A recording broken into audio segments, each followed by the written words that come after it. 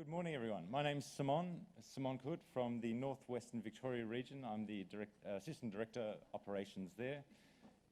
Some of you may know me from my former role in employee conduct.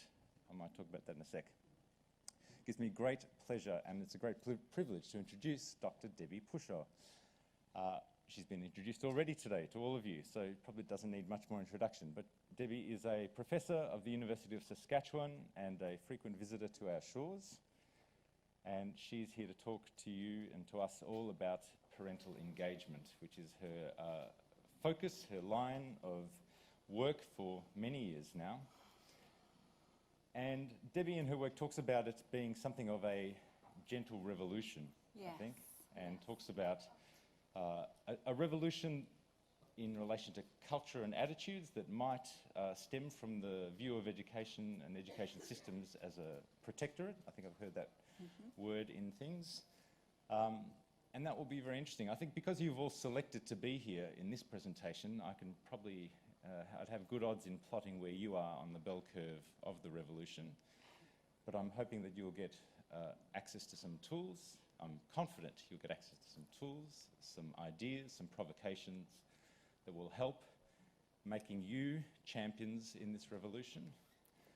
For me, my access is a couple of things. One, as a parent, which I think is an access point for many people, and an access or a motivation shared by Debbie that might have pushed out her boat down these rapids.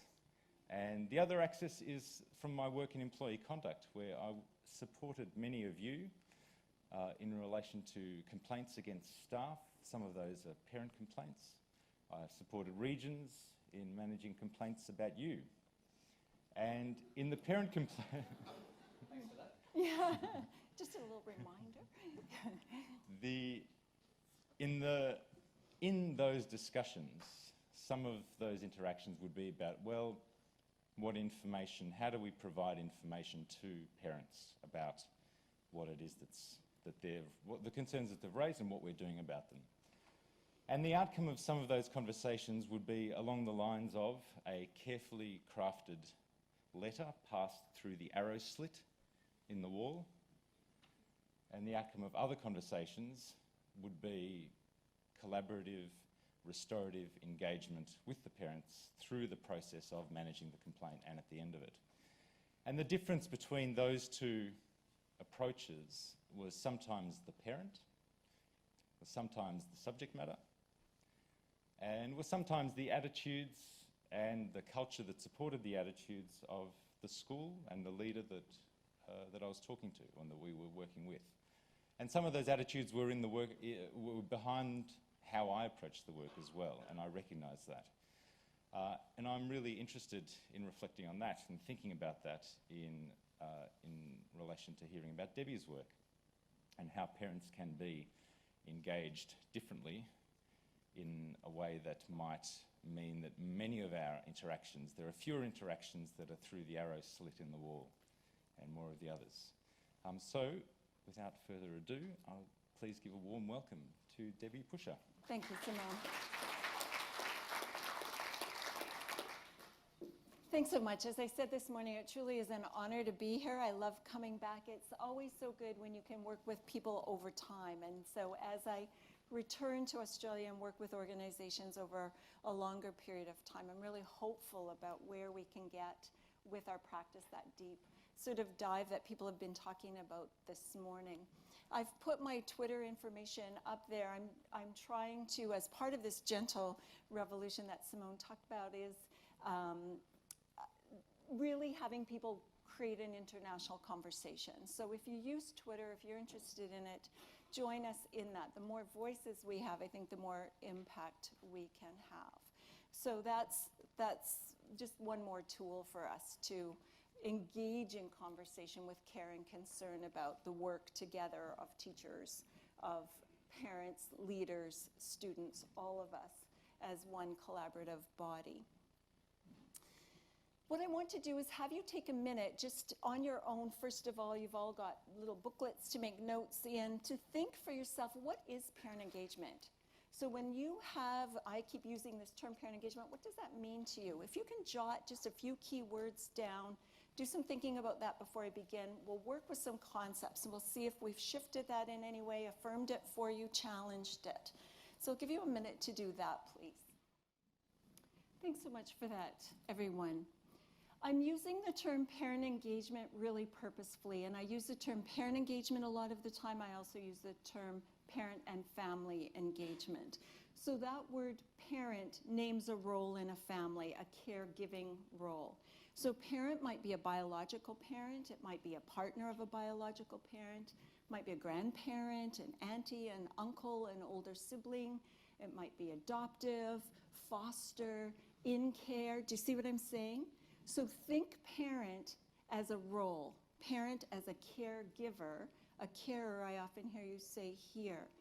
The reason I continue to stay with the word parent and not family is because we all know within a family, a parent has a role that's different than that of those who are receivers of that care.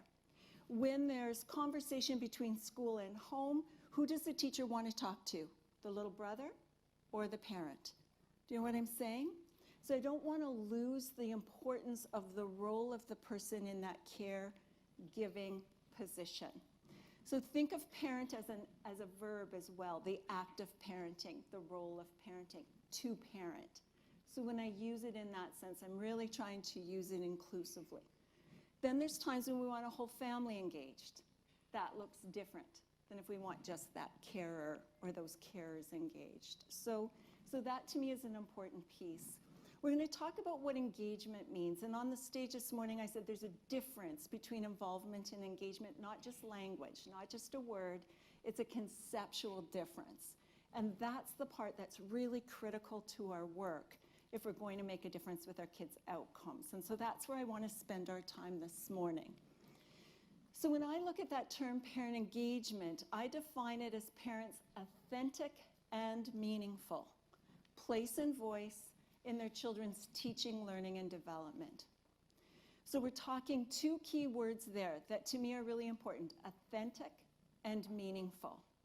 So what's an authentic voice and what's a meaningful voice?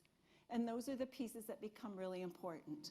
Often we have connections between home and school that are very quick, very superficial. Fill out a form, do a checkbox, those kinds of things. And they're not authentic and meaningful, I find, to educators, and they're not authentic and meaningful to parents either. So as an example, when my boys were in secondary school, when they were in high school, they were in a high school of about 1,500 kids. So we got a 5-minute parent-teacher conference, probably not dissimilar to what happens sometimes here in Australia as well. I come in, I sit down, I say, "Hi, Richard, I'm Debbie, I'm Cohen's mom. And you ask me to sit, you pull out that mark sheet, you tell me whether he's done all his assignments, how well he's done, if he's been late, if he's being respectful in class. The 5 minutes is up and I'm gone. How much did I talk?" There's no time in 5 minutes. So it can't be for me authentic or meaningful. Richard has learned nothing about our family, nothing about my son from my knowledge. So again, we're not bad people doing bad things, it's a structural issue. We've structured into our schools and our systems processes that don't give us the opportunity to engage together. And those are the kinds of things we have to start to think about. What's taken for granted? What do we do because we've already done it that way? We've always done it that way. What can we begin to say, hey, we need to do this differently so there can be dialogue, collaboration, opportunity to share what we know about a student. So that piece becomes really important. Hold on to those words, authentic and meaningful. And those are questions we need to ask anytime we come together. Was that authentic? Was it meaningful? And for whom, right? Should be authentic and meaningful for you as educators and leaders, for parents, and for our students as well. So just to kind of sort that out in terms of that continuum, I believe there's a continuum of interaction that we have together between home and school. And often we start with information. This is a picture of a Facebook page a school's using in Canada. So information is hierarchical.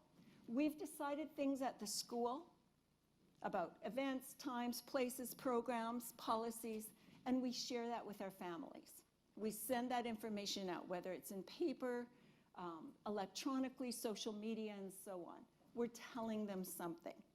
So in that place of information, right, it's both hierarchical and it's non-interactive.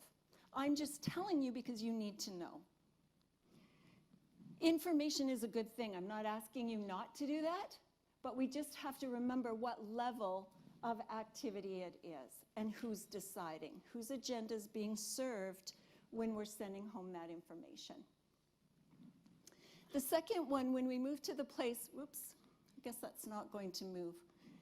When we move to the place of involvement, now we're getting interaction, but it's still hierarchical. The school, the leaders, the teachers are still deciding what it's going to be that we're doing, right? So we've decided some things, and now we need your help. As parents, we need parents' help to get those things done.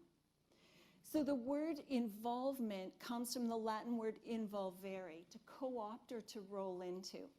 So when we're involving our parents, we're still in charge of the agenda. We're still the decision makers, but we need your help, right? I'd like to take the kids on a field trip, but I need 3 parents to come with me so we can work with them in small groups. Involvement is fundraising. It's when we ask parents to be aides to us or organizers of things. When we ask them to be spectators or audience members at events at the school, things our kids are doing. That's involvement. One of the ways that I distinguish between involvement and engagement is involvement just takes a warm body. You need a capable person to help you with that. So right now, my 3 sons are 28, one's 28, 2 are 25. They could do any of those things. They could work in the canteen, at the sausage sizzle, they could go on that field trip, they could shelve books in the library, they could be part of the fundraising campaign. None of them are parents. They're just a capable person. So if that's all it takes, just when you're starting to sort out what you're asking, if it just takes a capable person and not parent knowledge, it's still involvement. When we move on to the place of engagement, I've starred that one because that's where the research is very clear. When we get to the place of engagement, that's where we impact kids' outcomes, academic and other educational outcomes as well. That word engagement, the N part of that word means to make. Gauge means a pledge. When we're engaging with one another, as educators and as parents, we're making a pledge to one another, a moral commitment to work together out of that kind of care and concern for our kids for their benefit. Think about the difference of that relationship. Will you help me come on the field trip? Or I'm going to engage with you out of care and commitment to that child and that child's growth. A very different kind of relationship. In the picture you see, we have a mom who's working in a pre-kindergarten classroom, 3 and 4-year-olds. She's a Bangladeshi mom, and she's playing with the kids, and as they're playing with Lego blocks, she's teaching them the colors in Bangla. She's bringing her parent knowledge into that situation. She's working with children who are non-English speaking yet, so she's speaking to them in their own language. She's bringing what she knows as a parent about young children. She's bringing what she knows about culture and language into that setting. She's playing a role there that only a parent could play in the kind of work that she's doing. So that's starting to look more like parent engagement. So parent engagement requires the use of parent knowledge. Parents to share what they know, how they understand children, how they understand teaching and learning, alongside the knowledge of the teacher. And it's about teaching and learning. That's the other thing the research is really clear about. When we're part of hot dogs and plumbing, school colors, school uniforms, makes a school a stronger place, but it doesn't impact kids' learning. To get an impact, it has to be engagement in teaching and learning. So that's really important. And again, information's valuable. Involvement's valuable. It helps us build trust in relationships, know one another. It enables us to do things in our schools that we wouldn't be able to do otherwise, but it isn't enough. We have to keep moving in order to impact our outcomes. We can also get to the place of leadership, where parents are in the leadership role. So where might we think about a time or a place where parents might know more than we do and then can take that leadership role as a result, right? In this picture, Vernon Linklater, a friend of mine, had 5 children go through the school system. And his children were attending a school that was about 97% Indigenous kids at that point in time, both First Nations and Métis children. And yet the staff was about 98% white. And so good staff, good relations between parents and teachers, but the parents said, could we have more of an Indigenous worldview infused into the curriculum and the way we do things here? Teachers were receptive. The parents planned a PD day for the staff. So they got on a school bus, they went to a First Nations reserve quite close to the city. They spoke with an elder, Indigenous view of children, Indigenous view of family. They were taught some protocols. They participated in a sweat lodge ceremony, a spiritual ceremony. And afterward, they sat together and had soup and bannock, kind of a bread type item.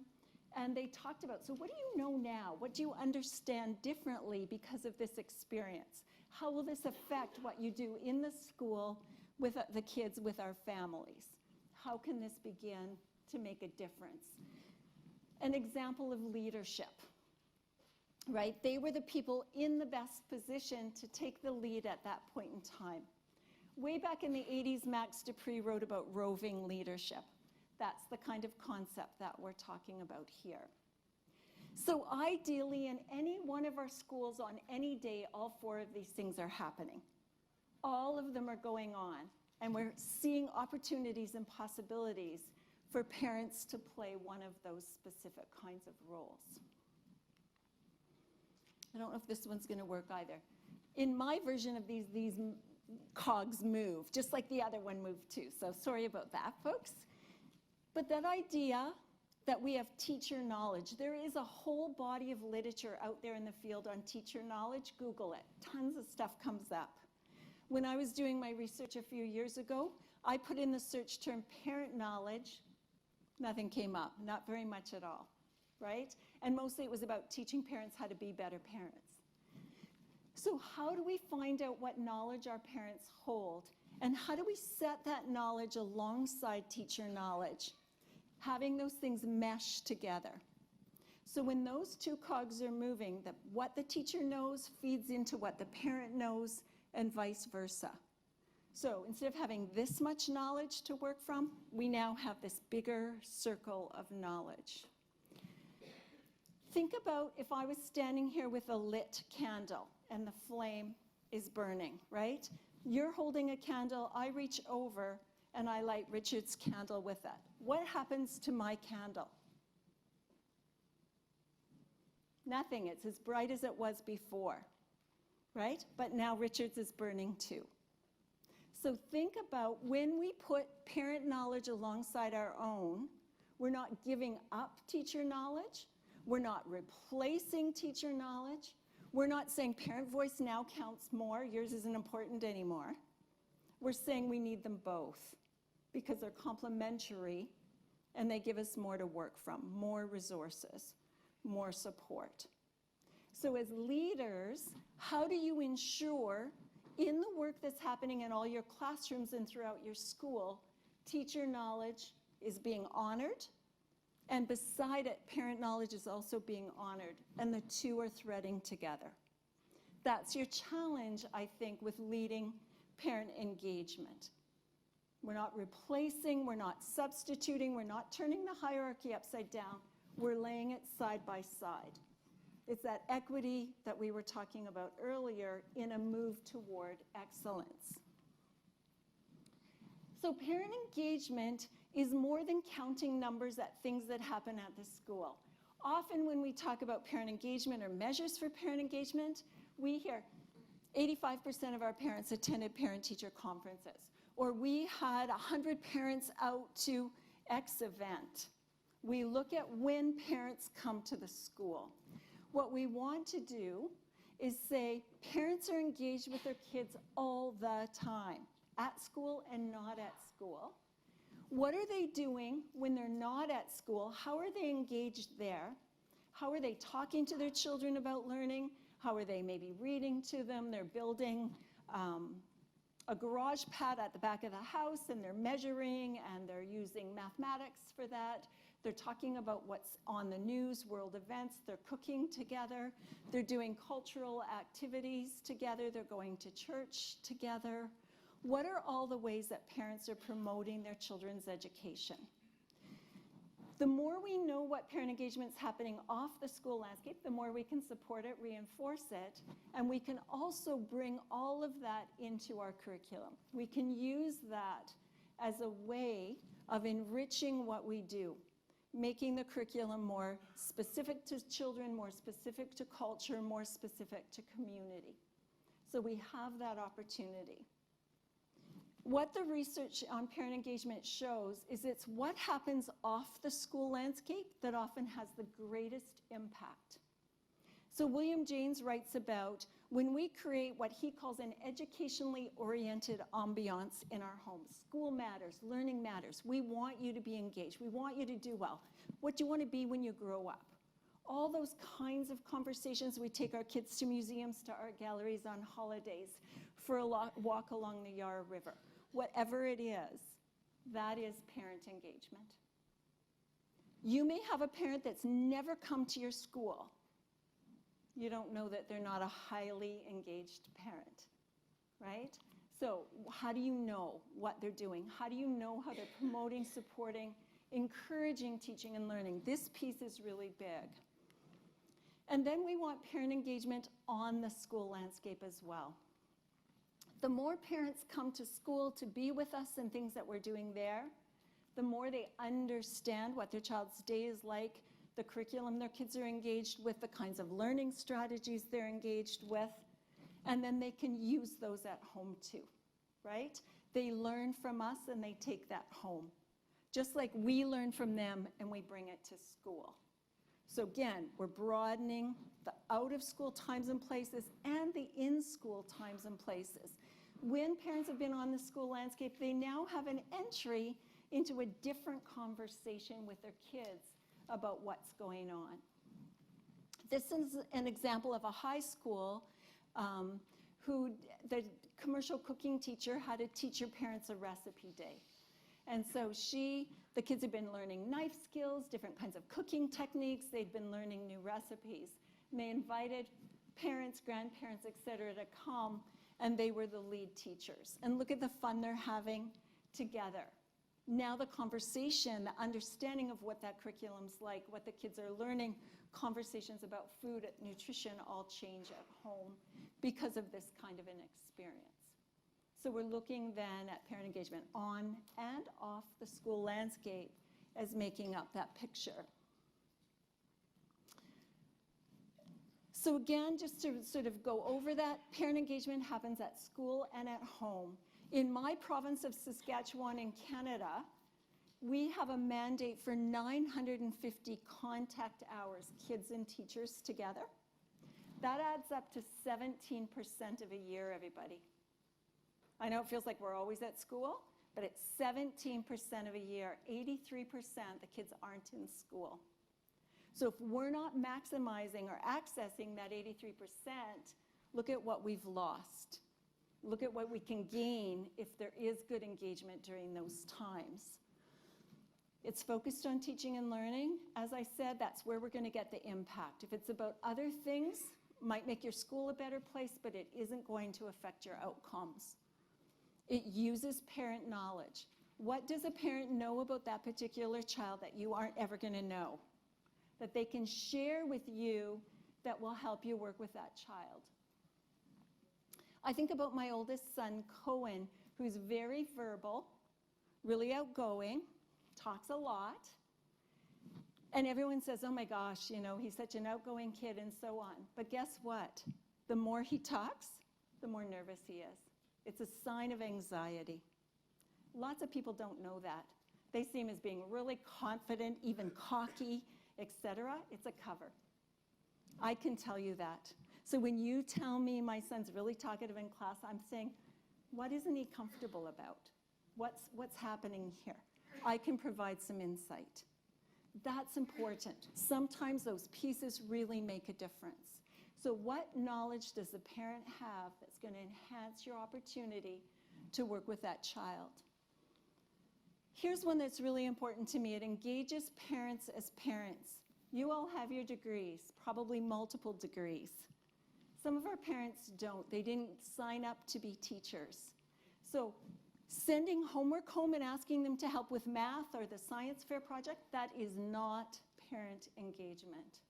Not parent engagement.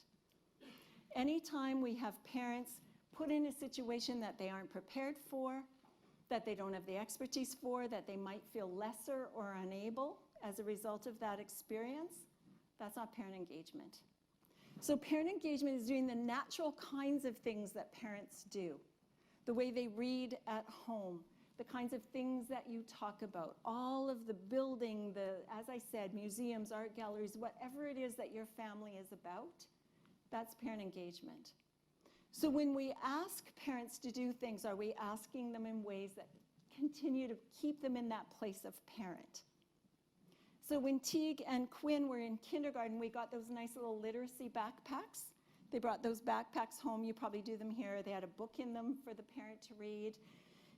Maybe they had a ball, maybe they had chalk or crayons, things so that you could do an activity with the book. And here was the thing, a little laminated card. As you read the story with your child, have your child draw a picture of the beginning, the middle, and the end of the story.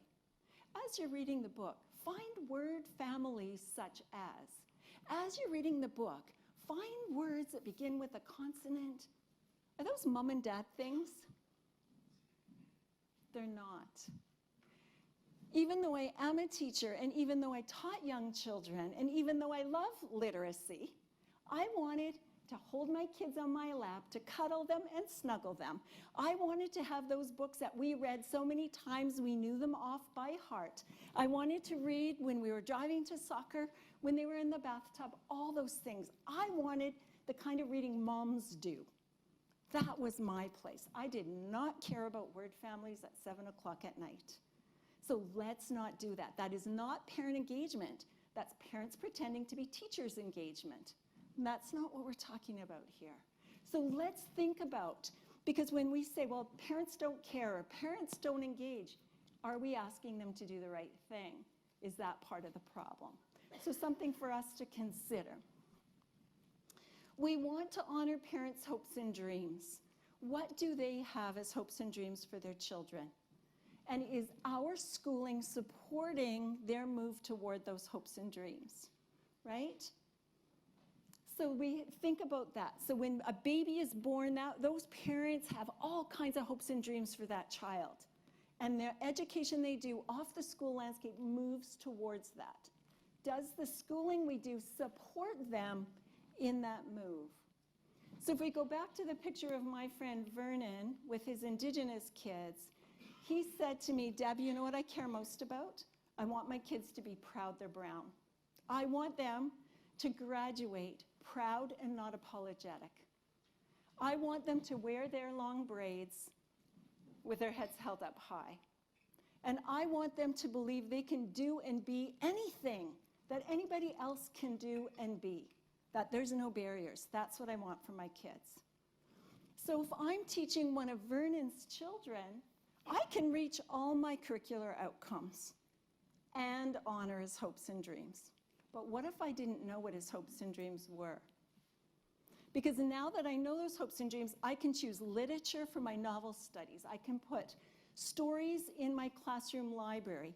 I can pick certain kinds of field trips, right? How I interpret and use that curriculum, knowing those hopes and dreams, I can be sure they're honored.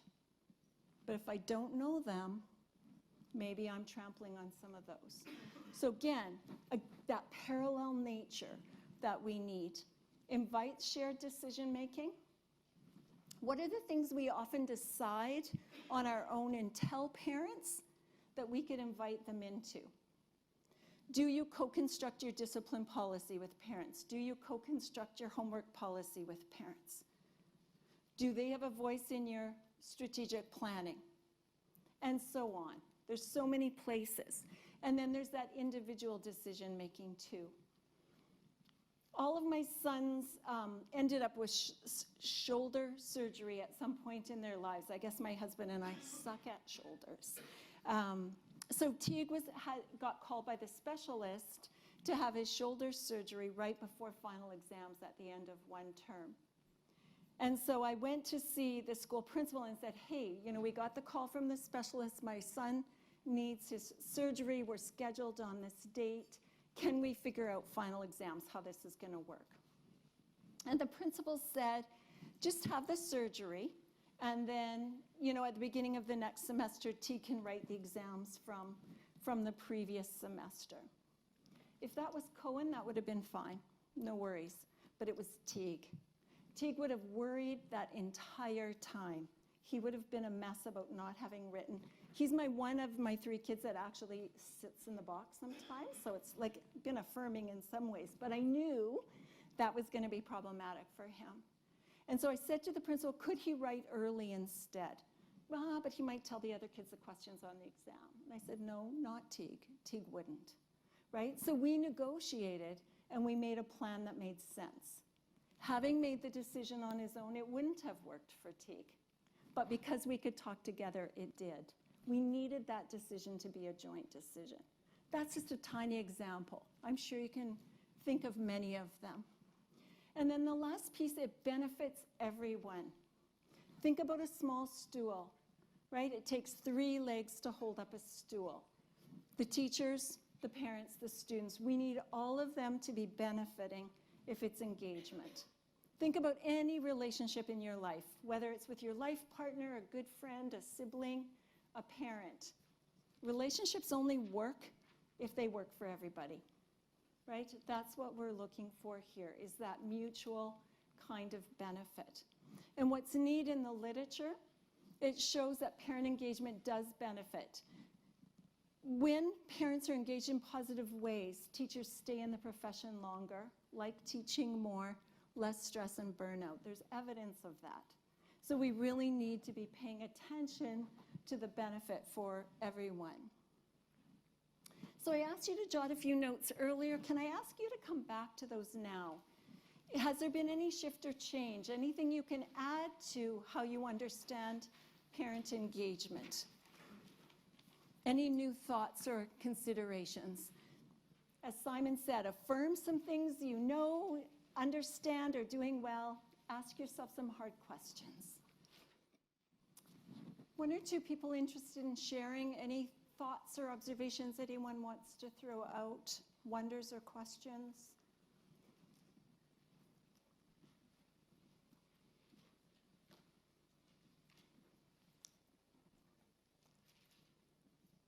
I was still really looking at it from the school point of view.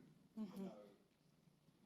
Trying to be generally as open from my direction that they're receiving feedback and then understanding perhaps the philosophy of the school and what it's about, but rather than being really coming from that direction, I suppose. Yeah. Even though that happens, it's still, like I said, there's a lot of this stuff that you need to know this. Yes. And that seems to be the majority of the traffic that's rather than having the time and headspace to make sure it's genuinely coming back. Coming back again the other way, yeah.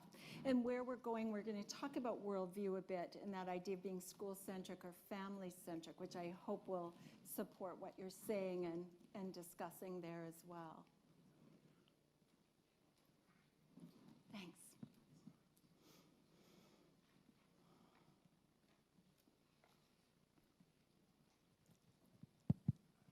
Yeah, good, thanks. I'm wondering what information parents need to be able to engage or connect to the curriculum that their child or children are learning every day, particularly as they get older. It seems to get you have less and less information, both as a parent but also from a leadership point of view. What's going to be crucial for our parents, who are those busy, educated parents outside of the school, who also want to be able to engage their child in meaningful ways, or be able to connect their lives outside of the school to the learning that's happening inside the school. Yeah. Yeah, and I think in every instance we have to ask them, right? What are the kinds of roles they want? What works for them? What works in your particular context that might be different from another? I think, too, parents often feel really affirmed and say, you know what, I feel really guilty because I can never get to my child's school. But I recognize I'm doing this, I'm doing this, I'm doing this. I am an engaged parent. And what I'm doing is making a difference. So I find often there's a real affirmation for those really busy parents as well. And I think there's times then when I think about working in a really diverse newcomer or refugee kind of community where parents are working 3 jobs just to survive, then they want different kinds of things. They want to know that there's other people in their children's lives who are taking care of some of the things that they're just not able to at that point in time. And they use things like the Seesaw app or different kinds of social media that, you know, I can snap that picture and send it home to you, and you still, wherever you are, have a sense of what's happening and then can have that conversation. So I think it's really dependent. And I think what we often do is sit in rooms like this and try to figure it out. And we need to ask them what that looks like for them or what that means to them, whether we're doing community forums, parent forums, that kind of thing. The next thing I want you to do is just, again, in your book, draw a sort of a T-chart, a couple of columns, parent involvement on the left, parent engagement on the right. If you were to jot a few things you're doing, what items, what kinds of things, and when you think of connections with families and parents, would fall in that category of involvement, and which kinds of things might fall in that category of authentic and meaningful parent engagement. So again, a quick jotting to kind of do a bit of a quick assessment of where you think you're at in your particular school. Any observations as you start to make that list?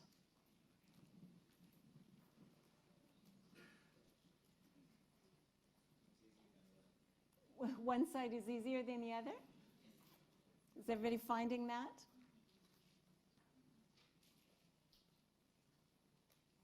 Why is that?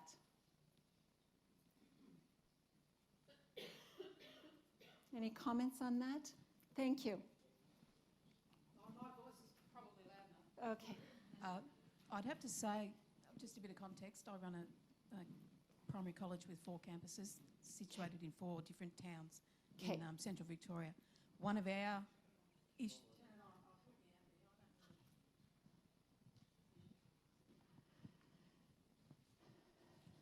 Okay. Yeah, beautiful. Yeah. You've got it. All right, just to recap a little bit, I run a group of small schools, 4 small schools in 4 separate communities in central Victoria.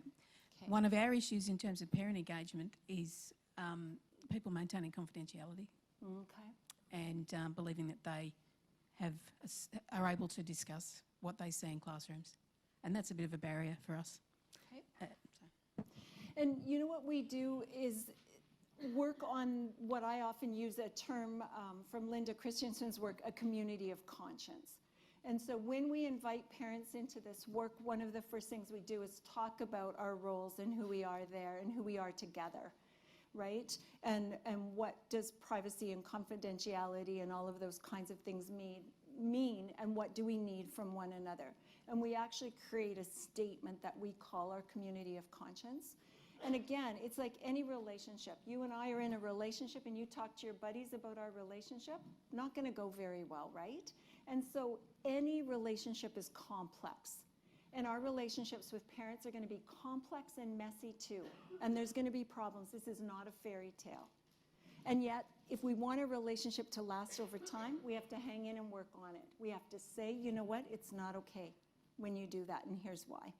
Right? We have to set parameters and boundaries and all of those things and feel okay about it.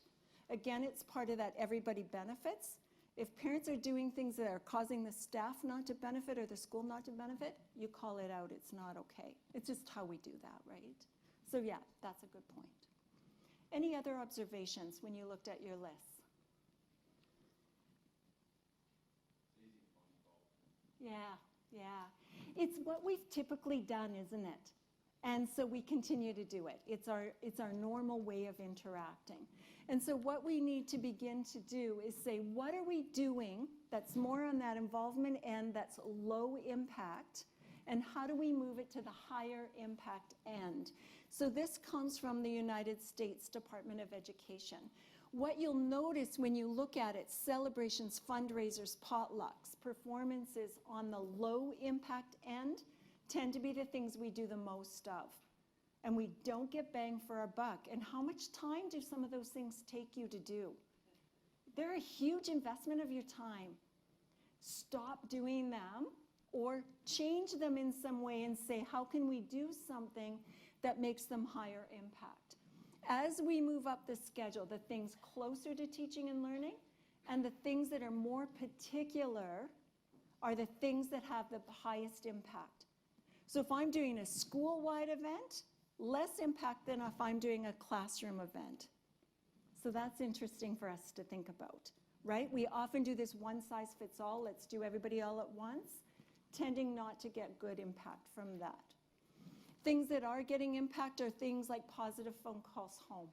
That individual contact, parent and teacher, talking about a child or a child's growth or performance.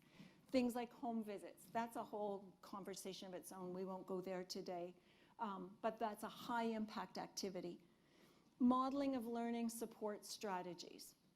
So in the United States, some places have moved to what they call academic parent-teacher teams. So instead of doing that 5-minute conference that I talked about earlier, they're having all of their parents come in at once. So these are the grade 5 parents. They use anonymous data, but they put the data of the kids up on the screen. They talk about it. Where are kids doing well? Where are their challenges? What could we do about it? And they collectively talk about possibilities, strategies, things parents could do at home, things a teacher could do at school. And they have a group collective conversation about that. If you want to know about your individual child, I can talk with you about that too, but they're moving to these modeling of learning support strategies, having the conversation be about curriculum strategies, growth, assessment in different kinds of ways. So how do we begin to let some things go in order to put our time into things that are higher energy, higher impact? In a perfect world, we're finding the things that are low effort, high impact. That's what we want. That's where we're going to get the most benefit. So making a phone call, how much effort does that take? But impact is really high. So again, looking at those kinds of things and saying, what are the ones that we can do that make a difference to kids' outcomes? I'm going to throw out a few ideas. I know we have less time than we had anticipated. I'll share some of these. I may not go through all of them. This is an example of what I would consider high impact parent engagement. You can be thinking about why as I share it. So a teacher I work with in Saskatoon, Kirsten Kobalak, is a grade 1 teacher, and she was doing a math big idea. Math lives everywhere. That was her big idea that she was working on with the grade 1 kids. And so she said to them, will you go home? Look in your home, talk to your family members. Where does math live in your home? And where does math live in your culture? Because her community was quite diverse. Can you bring things back to school that talk about that? So the children brought back, you can see that dad from Nigeria is wearing a patterned shirt, right? So that might be an example. Number lines from other countries, games, board games. One of the grandmas, do you know that Cat's Cradle used to play with string? Is that something that's Australian too? Yeah. So kids had never seen that before, so they were looking at that. So they brought all of these things from home, and they sorted them into math bins. These are things about number. These are things about pattern. These are things about problem solving or whatever. And they sorted them, and their math unit then, the outcomes they were working toward in math arose out of the materials of their own lives, their own homes, their own cultures. This little boy's name is Laddie, and his dad had sent this game in from Nigeria. And he was trying to teach it to the class. He was trying to teach it to Kirsten, his teacher, and they were having trouble with it. So they invited Laddie's dad in, and he taught the game. So it's about number concepts. It's also about cooperation. So they had this wonderful experience with Laddie's dad now becoming the teacher, because he's the one that knew the game. And then the kids discovered that Laddie's dad's game had 12 little spots in it. So one of the boys said, hey, we could all make our own if we use an egg carton. And so then all the kids are painting these egg cartons and putting little marbles or whatever little things in to make the games, and they're playing that game. It isn't extra work for Kirsten. She's going to teach that outcome anyway, right? That's a unit she's going to teach. She just brings the lives of the families in to do that teaching, and it's their own lives that become the content for that curriculum. Naturally, then, parents start feeding into that, because I can teach you how to play cat's cradle, or I can teach you how to play this game. Now, when the parents are with their kids at home, they're saying, where does math live in our house? Hey, that's mathematical. When we're cooking, that's mathematical. Now they're having conversations that are curricular conversations, and they're reinforcing the teaching and the learning. So that, to me, is an example of parent engagement. This one, again, acknowledging that education starts at birth and lasts forever. Parents are educators of their kids forever. Schooling is one piece in the middle of that education. So what this kindergarten teacher was doing is, instead of at conference time having just her report card and her information about the children's learning, she asked them right from the beginning of the school year to snap photos, to keep things their kids had done at home, to write little notes about home learning. So when they came together for their conference time, the parents brought all of the things that they were doing for home learning, or that they had captured. She had the things she'd done for school learning, photographs, artifacts gathered as the teacher. And they put together homeschool learning albums. So they were honoring learning's happening everywhere. They're honoring the parent knowledge and the teaching and learning that happens with them. And instead of the teacher saying to me, okay, your son's Cohen, he's got 12 assignments, 2 are outstanding, meaning not done yet, blah, blah, blah, right? She starts by having the parents talk about the learning and growth they've seen in their child during this period of time. Wow, since your child started kindergarten, what have you noticed? What can your child do now? Or what does your child understand that he or she didn't understand before? Learns from the parents what they know already about their son or daughter, and then says, here's some things that I've observed at school. How powerful is that, right? Are parents going to come to this conference? Absolutely, because they have such an integral part to play in it. So on the left, there's a little green jar. What they've written on the card is, this is a science experiment. I learned to make a lava lamp. That was something they had done in their home. And then you can see the little bears over here that we all do in early childhood classrooms, the patterning. And it said, I'm learning patterns.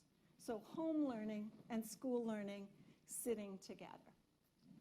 During conversation times in the classroom, then the kids would share their home learning, talk to each other about what they're doing when they're not in school, and using that for language development and so on. So prompting all kinds of other invitations in the classroom because of that. Okay, I'm just going to stop this one for a minute. This is a high school example, a college example, which I think is really great. So a teacher that I've worked with was teaching, he's an English department head in a secondary school, and he was teaching a grade 11 English class. And so he said, I don't know how to engage parents in curriculum at this level. So what he decided to do, instead of having the students do novel studies independently, they had the option of doing a parent-teen book club instead. So he gave them choice of 5 novels. He looked at those novels in relation to curriculum outcomes, also in relation to who his families were. And then it was a choice. He had 3 6-week blocks in his teaching semester and said, you can do it or not voluntarily, and you can choose a time that works for you. So then parents would decide, and kids, whether they want to do it together or on their own. His class was quite small that year. He had about 16 or 17 kids, and I think in that first 6-week block, about 7 of them chose to do the Parent Team Book Club. By the second time, it was up over 70%. And that he predicted that all of them would have done the Parent Teen Book Club by the end. So then he has check-ins. So what you'll hear this parent and her son talking about is what book they chose and why for each of them. And then they were designing their own reading schedule, how they were going to read together. So this is what you'll hear, and then we can talk a bit more about it. This is my mother, Caroline Lindo. She reads journal articles and opinion-based articles online. She also reads textbooks for her job. She used to be an avid reader, but not as much anymore because she doesn't have as much time as she used to. Okay, and this is my son, Jermaine. I am excited to study this novel with him. I haven't been getting a lot of opportunities to do a lot of reading these days. I'm happy that I get a chance to read. Now, Jermaine does some reading, maybe not novel study, but he does read online articles, specifically sports articles. And he being a guy, I suppose, it's hard to have him sit down and do a lot of reading. So I'm happy for that as well, that this gives us a chance to really spend some time to do actual reading, to study a novel. So this is a great opportunity. We have chosen this novel. For me, I find that it's interesting because it's about the slave trade and being a black person and having slavery being a part of my history. I think it is something that I would enjoy exploring, to know about how other persons experienced slavery. All right? And I think Jermaine shows this as well for some other reason. He'll share. I personally chose this book because I like the idea of every chapter being a new experience with a different character. And with each chapter, more and more time progresses. So the book is not one specific time in history. It spans over hundreds of years, and that was really interesting to me. Yeah, when I read the summary as well, and I saw it had multiple perspectives, I found that interesting too. Just reading one book and having so many different perspectives in just this one novel is something that I really want to explore. Right? So we have come up with a calendar, and Jermaine can share with us how we have worked together to determine how we are going to complete the reading of this novel. So we plan on pretty much reading one chapter every day with some days off. After every day, we're gonna talk about what we read in each chapter to keep us accountable, to make sure that we do not miss any days. Yeah, so at the end of reading every section, we are going to have a check-in with each other to make sure that we are doing our reading and to make sure that we're at the same point. And so we are going to be discussing what the experiences that we have had reading from that particular section. Yes, so look forward to. Yeah. Yeah. Nice. So that's an example. So that was check-in 1. And the kids, again, had the opportunity to do it via technology, or they could show what their plan was another way. And there were numbers of check-ins along the way. I think he had about 4 of them. So the second one, for example, he had the parent and the child each choose independently a passage from the book that reflects our values as a family, that kind of affirms what we believe in, who we are, and then pick a passage from your book that maybe challenges those values or that sense of who you are, and then get together and talk about it. So then the second check-in, you would hear that conversation between parents. So again, really promoting conversation, engagement in literacy, again, not asking parents to do things that they are unable to do. This community was middle, maybe even middle to upper class in some areas. I introduced this idea to another school, again, a highly indigenous school in a really poor area of a city called Regina in our province. Literacy rates are very low, and complexities of poverty are really high, with addictions and transiency and gangs and that kind of thing. And I said to the teachers, would this work for you? Could you see any possibility?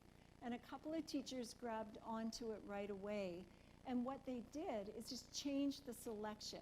So for example, the one teacher, Marin, chose a graphic novel. So if you had a low literacy level as a parent, you could still use the graphic novel. She chose more of a youth novel, one with a lower reading level potentially. And then she made sure the other choices of books that she'd selected had audio versions, so they could listen to it. They didn't have to read it if they couldn't read. And so she made it work for her and loved it just as well, but said in her community, because they don't have laptops and iPads and all of those kinds of things, that they tended to do more of theirs as paper activities and send in paper kinds of things, but it worked in that sense as well. So again, when Brett talked to parents who had been engaged in the parent-teen study, they just felt like they knew so much more about what their child's life was like at secondary, right? So that sense that we don't want our parents here. Parents didn't have to be there, but they were still super engaged in having conversations about curriculum. One dad wrote Brett an email and he said, wow, I knew my daughter was doing well in school, but she's smart, right? Like just this pride in seeing the way his daughter could think and process and so on was really valuable. That's parent engagement. Parents never came to school, but they were highly engaged with their kids off the school landscape. Brett didn't have to do anything different than he would have done anyway. He was going to teach the novel study.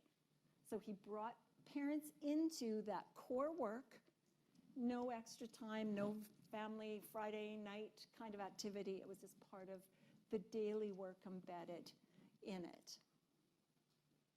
I'm going to skip a couple of these just for time. We can talk more afterwards if you want more examples. So just with those ones I shared, what makes them parent engagement, do you think? And what makes them higher impact? So if you just want to chat with the people at your table for just a short moment, please. Thank you. Thank you. Couple of comments. Anything from the group that you want to talk about there? Observations.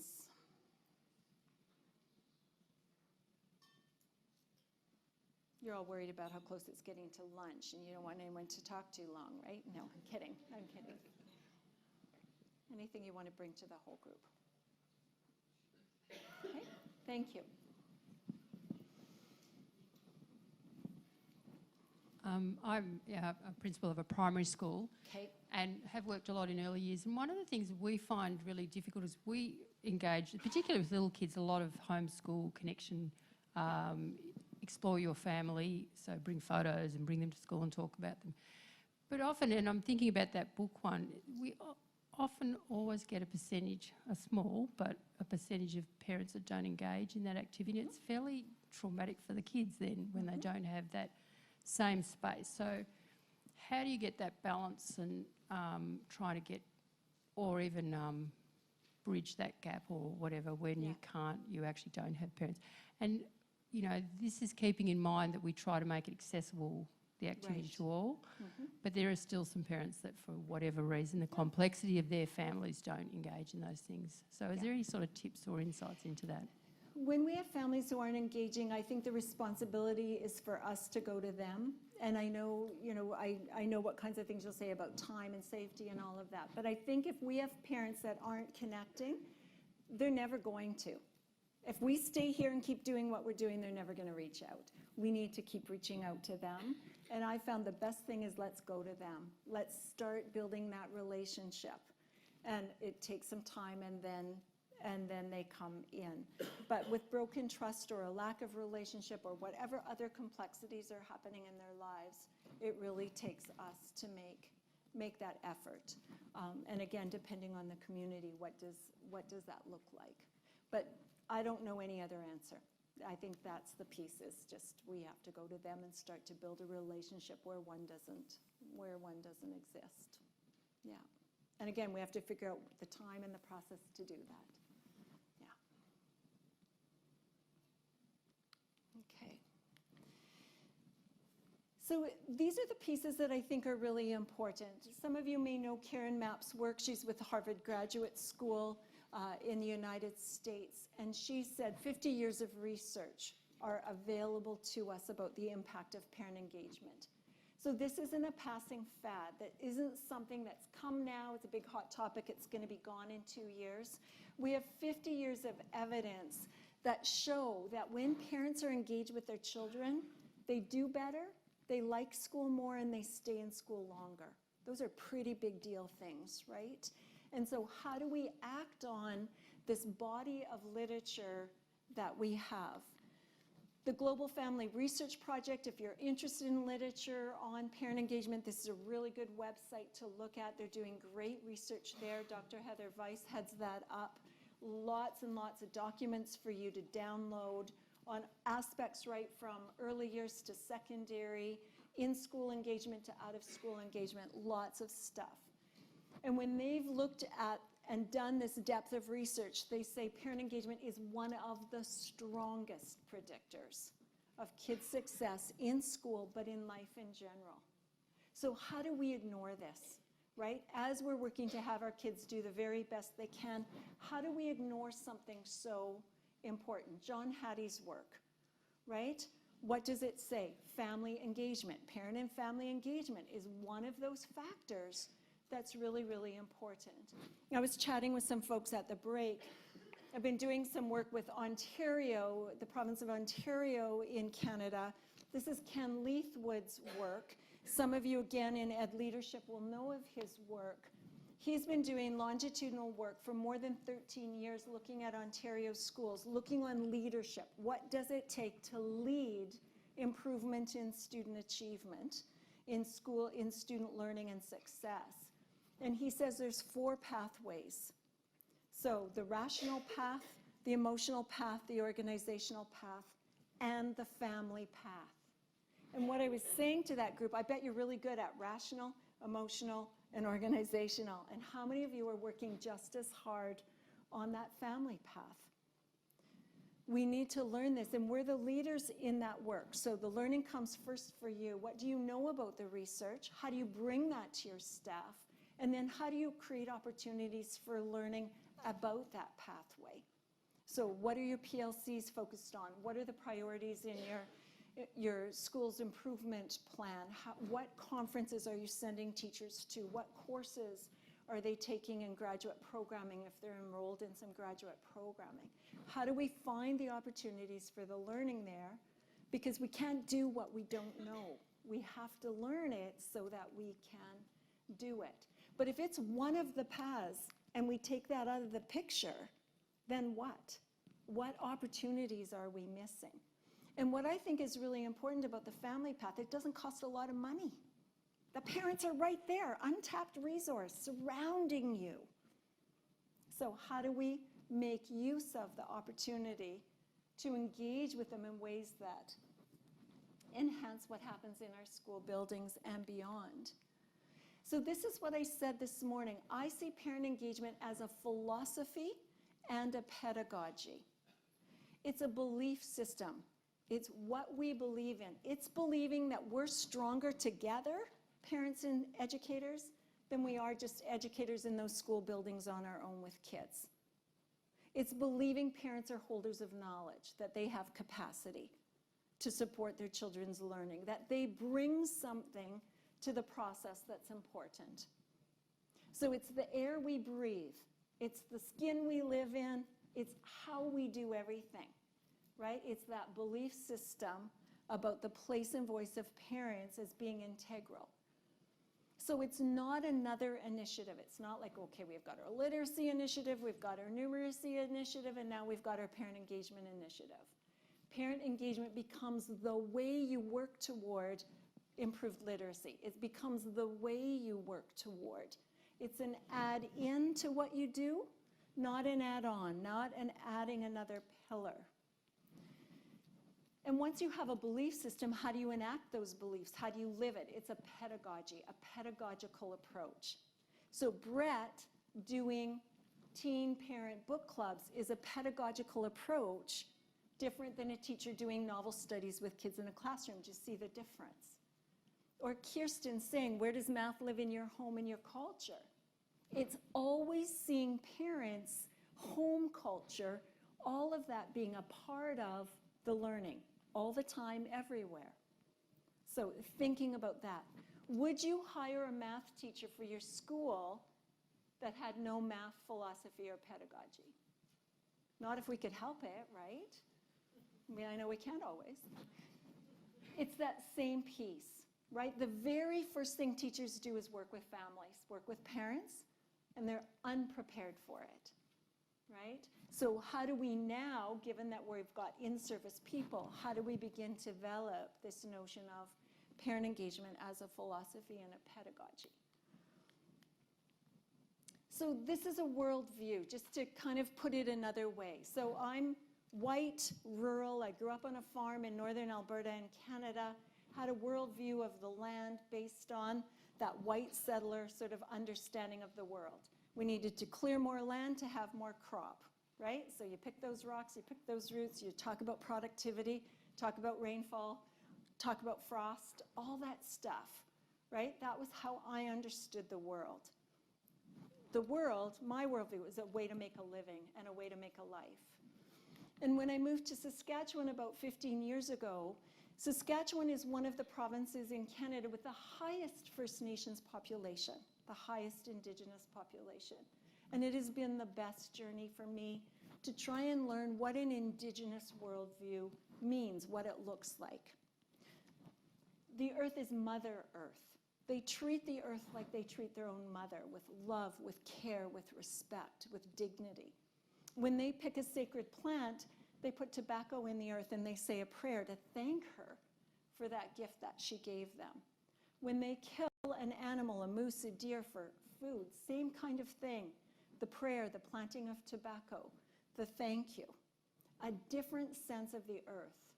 I was playing with two little girls one time on some big rocks by the river, Indigenous kids, and Grace said to me, Dab, do you know these rocks are alive? I said, talk to me about that, Grace. But that sense that everything has a spirit, right? We think living things have a spirit. In the worldview I was raised in, they understand everything as having a spirit. So it's a worldview that I had to enter into. I had to learn. I'm still learning. I'll always be learning, right? But being open to that, exploring that, coming to understand it. It's been super rich. The same thing happens for us in schools. We have, again, it's a historical piece. We have a school-centric worldview. Schools were created at a time because of industrialization. You drop your kids, you go to work, we're going to educate them. The idea was that parents had nothing to do with it. They dropped and left. It was our job. As educators, we were the experts, the knowers, and we took that over. We still act like that a lot of the time. We need you to do this homework because it's our agenda. We need you to come on the field trip because I have an agenda. The agenda of the school, the curriculum, the implementation of that curriculum, that's our agenda. And we want parents to help us reach that agenda. That's school-centric.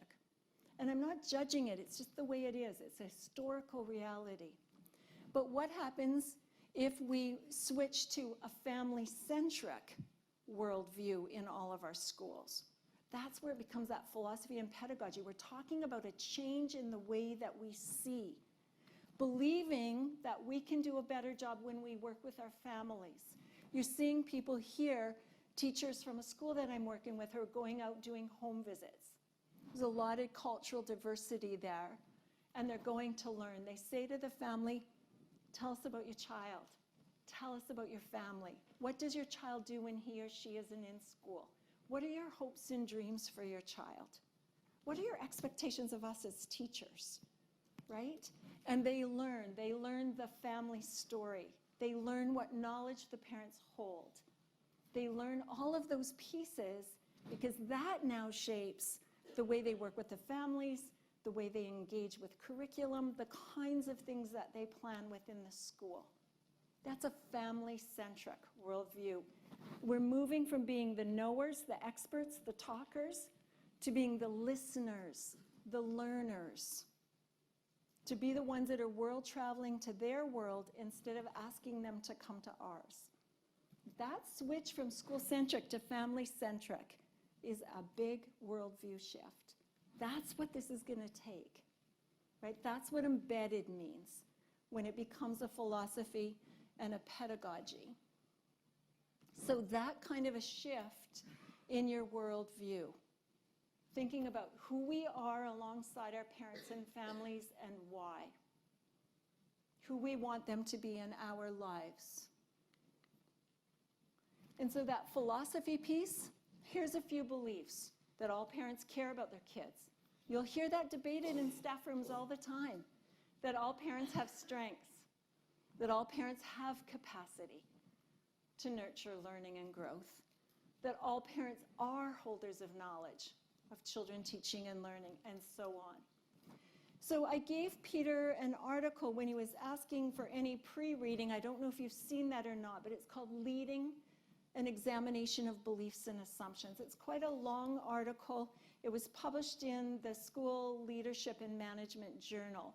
But if you want to take a look at that as leaders and say, how do I begin this conversation with the teachers that I work with the staff I work with? How do I have them be conscious of what they believe or what assumptions they might hold? How do we work through a process of challenging those or changing them or thinking about them so that we can work side by side? I call it a pedagogy of walking alongside. So we're taking that hierarchy and shifting it. But thinking about having that conversation. So often we move right to practice. What are some things that we can do instead of saying, what are some things we really believe? And having honest, vulnerable conversations about our parents and our community and what knowledge they hold. This part is the most important work you can do, is really looking at that philosophical underpinning of the work. And then the practices are easy. The practices are easy if you've got some beliefs commonly established. And then how do we make it a pedagogy? So that notion of dwelling within. So how do we dwell with our families? How do we dwell with our communities in order to truly know them? Think about if you came to Canada, what would you do there? Right? You'd taste the food, you'd try to meet people, you'd do the things that locals were doing. That's what we need to do in our communities. Often we come into our communities from outside. So how do we world travel to the lives of our families and their communities and their cultures in order to work respectively with them side by side? How do we honor their hopes and dreams? How do we see that our piece of our work is just one small part of their large work, that birth to forever, right? So we do this part, and it's important, but the parents have the long haul. They're going to do it forever, right? My son Cohen lives a province away, and he had a car accident. Someone ran a red light and hit his car. At 26 years old, at that time he was 26, who does he call? Yeah, it's mom and dad, right? Like, talk to me about the insurance. How do I make a claim? What about the police report, right? Birth to forever. Parents are always educating. So we have to recognize that and see ourselves as supporting them in that lifelong work, I believe. Seeing it as a part of that. So then thinking for a minute, and this is the question the table asked, this is the hard question. How are you as a leader going to lead the development within your own school of this conceptualization of parent engagement as a philosophy and a pedagogy. What are your thoughts about that? We have just a couple minutes, so just have a quick buzz at your table about that, please. What are you thinking about as you move forward? Thanks so much, everyone. If you'll just wrap up your thoughts, and I'll get your attention again, please. Thank you.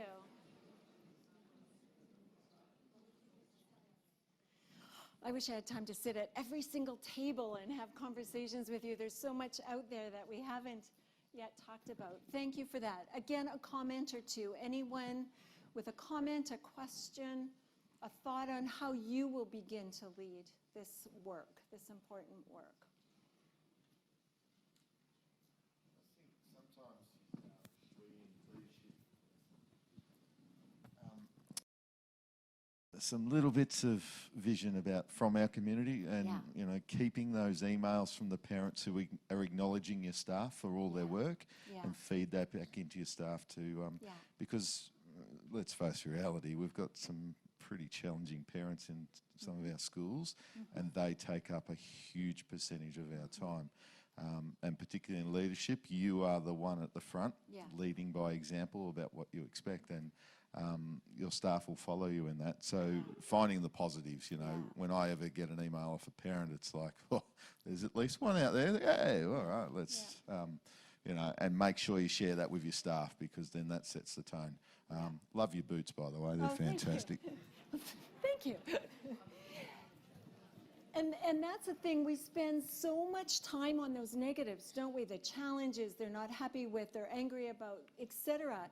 Again, if we could take that time, instead invest it early in the relationships, in the prevention, you know, the home visits, those kinds of things. What are the things that we could do early on to build the connections so that we're not having to spend all that time later on?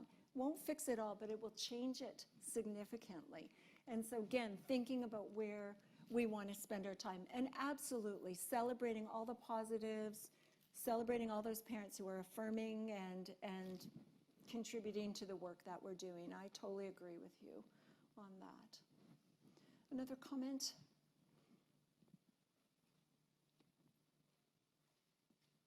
Okay, last thought. This is from Whitney Henderson, who's with Ed Navigator in the United States, and it really just says that if we want to keep more students on the path to success, we need to do this work together. So she says we need to come to the table more frequently, more openly, and on more equal terms. Those are the challenges, right? So how do we have our parents become full partners? Again, not turning the hierarchy upside down, but sharing that knowledge side by side. That's the piece that we're really trying to figure out in this work. What does that look like? Lots of examples out there, and they tend to be random acts. That's what Weiss and Lopez refer to them as. There's great practice here, there's a wonderful practice here, there's a wonderful practice here. But is it systematic? Is it embedded into everything we do? So I was talking to someone early this morning, and she said to me, it's always about time, we never have enough time. And that is so true, right? But let me have you stand up in front of your parent community and say, you know what? We do not have enough time to do math. It's just too much. So we've taken it out of the curriculum. Would you accept any one of your teachers saying, I don't have time to teach math? That's the way we have to think about this work. If we believe the research, the 50 years of evidence, if we see this as one of the 4 critical paths, then how do we let go of some things? How do we create the time to do the important work? That's the challenge. Not another pillar, but embedded throughout that important work that we're already doing. So that's the piece, that's the challenge I'm leaving you with. So thank you for this morning. Thanks for being here for this conversation. Thank you. Thank you, Debbie. I think in Debbie we've got an evangelist in this revolution, and maybe there are evangelists in this room who are now, as school leaders, going out and thinking about how they can accommodate these ideas in their practice, or maybe even thinking about how their practice can change to or how they should rethink their approach to it. So thank you so much for your time. Thank you all of you school leaders for your time this morning. Thanks so much. And my agenda tells me it's morning tea. It's horribly late for morning tea. I hope there's a lot of food there, so please enjoy.